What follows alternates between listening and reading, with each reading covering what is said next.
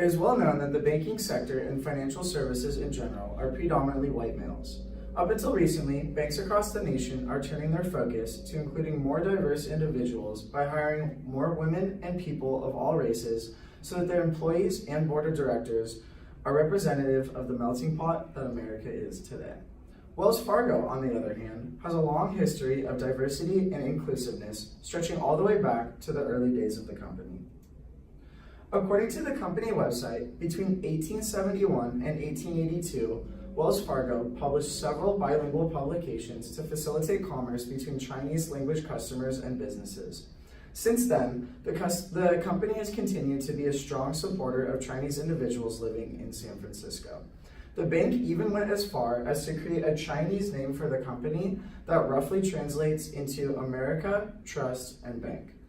The idea behind the Chinese name is to help clients feel more comfortable with a bank whose name they can understand and easily pronounce. Following this, Wells Fargo has continued to commit to hiring bilingual individuals who can speak to customers in their national language, making them feel more at home. In 1881, Wells Fargo put respect for all individuals at the center of their policies and practices. It is well known that the political and social climate of America was anything but equal towards all, yet Wells Fargo had a different idea of their company culture.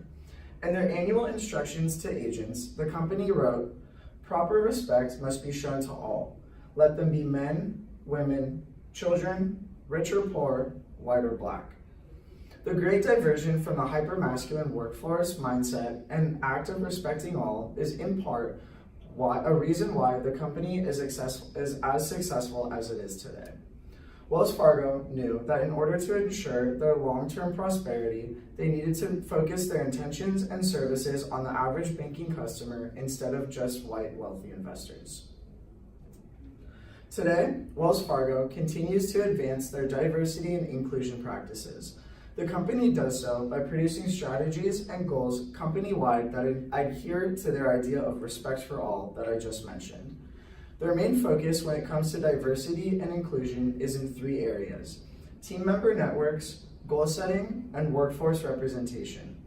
This is important because statistics clearly show that diversity among people and ideas is crucial for the success of a company. Not only do racially diverse teams outperform non-diverse ones, but teams where women and men have equal representation generate far more revenue for all.